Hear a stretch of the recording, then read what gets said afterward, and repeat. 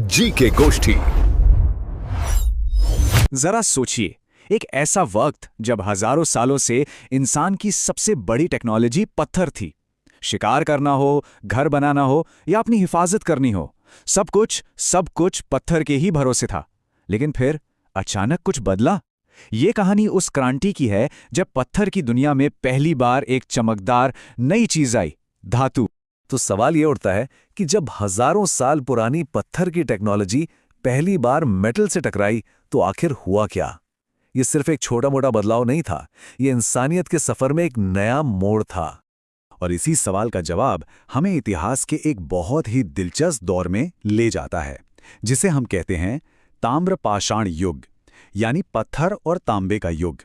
इसे आप इतिहास के दो बड़े युगों के बीच का एक पुल समझ सकते हैं, और इसीलिए ये इतना ज्यादा जरूरी है। देखिए, इस युग का नाम कैल्कोलिथिक ही अपने आप में पूरी कहानी कह देता है। ये दो ग्रीक शब्दों से मिलकर बना है, खालकोस जिसका मतलब है तांबा और लिथोस जिसका मतलब है पत्थर।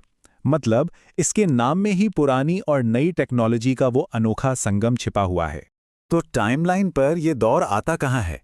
ये नवपाषाण युग यानी नियोलिथिक एज के ठीक बाद और कांस्य युग यानी ब्रॉन्ज एज के ठीक पहले का समय है। लगभग 3500 ईसा पूर्व से लेकर 1000 ईसा पूर्व तक का ये दौर असल में वो जमीन तैयार कर रहा था जिस पर आगे चलकर कांस्य युग की शानदार इमारत खड़ी होने वाली थी। तो अब बात करते हैं इस दौर के सबसे बड़े गेम चेंजर की। पहली धातु तांबा। ये सिर्फ कोई नया मटेरियल नहीं था, ये एक जबरदस्त टेक्नोलॉजिकल रेवोल्यूशन था। और यहीं से औजारों का, टूल्स का एक बिल्कुल नया दौर शुरू हो गया। इंसान का अपने आसपास की दुनिया से रिश्ता, शिकार का तरीका, चीजें बनाने का ढंग, सब कुछ हमेशा हमेशा के लिए बदलने वाला था। और वो पहली धातु थी तांबा। सुनने में ये शायद बहुत आम लगे, लेकिन सोचिए जरा, ये पहली बार था जब इंसानों ने जमीन से पत्थर निकालकर उसे पिघलाना सीखा और उससे एक बिल्कुल नई चीज बनाकर उसे अपनी मर्जी का आकार देना सीख लिया। ये मेटलर्जी की दुनिया में इंसान का पहला और सबसे अहम कदम था। हाँ, पर एक बात समझना यहां बहुत जरूरी है। ऐसा नहीं हुआ कि एक दिन अचानक सबने पत्थर के औजार फेंक दिए और तांबे के उठा लिए। नहीं, ये एक मिला जुला दौर था, एक हाइब्रिड दौर। पुराने पत्थर के औजार भी चल रहे थे और उनके साथ साथ तांबे के नए, ज्यादा मजबूत औजार भी इस्तेमाल होने लगे थे।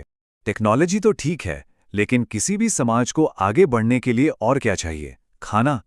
तो अब बात करते हैं इस युग के दूसरे बड़े पिलर की, वो क्रांति जिसने बढ़ती हुई आबादी को एक जगह बसने और फलने फूलने में मदद की।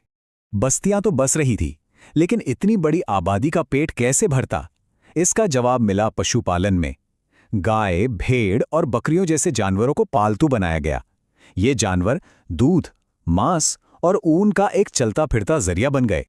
और सिर्फ जानवर ही नहीं, बल्कि खेतों में भी एक तरह की क्रांति आ चुकी थी। गेहूं, चावल, बाजरा और दालें उगाई जाने लगीं। और तो और कपड़े के लिए कपास की खेती भी शुरू हो गई। यही वो खेतीबाड़ी थी जो बड़ी बड़ी बस्तियों की रीढ़ की हड्डी बनी। तो हमने औजारों की बात की, खाने पीने की बात की, लेकिन ये लोग थे कौन? इनकी पहचान क्या थी? किसी भी पुरानी सभ्यता को समझने के लिए उसकी कला को देखना पड़ता है। और ताम्रपाषाण युग में मिट्टी के बर्तन हमें इन लोगों की जिंदगी की एक खास झलक दिखाते हैं। इस दौर की पहचान है दो खास तरह के मिट्टी के बर्तन। एक थे काले और लाल रंग वाले, और दूसरे थे गेरुए रंग के, जिन्हें ऑकर कलर्ड पॉटरी कहते हैं। ये सिर्फ खूबसूरत बर्तन नहीं हैं, आज के आर्कियोलॉजिस्ट्स के लिए ये एक तरह के सिग्नेचर हैं जिनसे वो ताम्रपाषाण काल की बस्तियों को पहचानते हैं।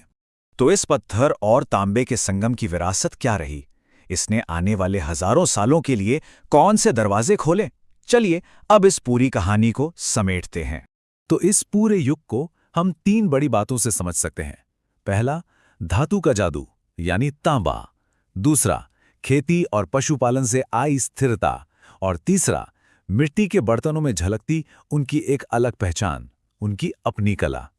बस इन्हीं तीन चीजों में इस युग की पूरी कहानी छिपी है।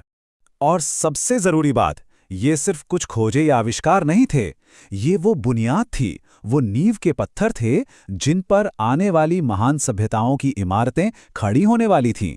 इन्हीं की वजह से गांव शहर बने, व्यापार के रास्ते खुले और समाज पहले से कहीं ज्यादा जटिल और संगठित हुआ। जीके गोष्ठी, एस्पिरेंट्स की पहली पसंद।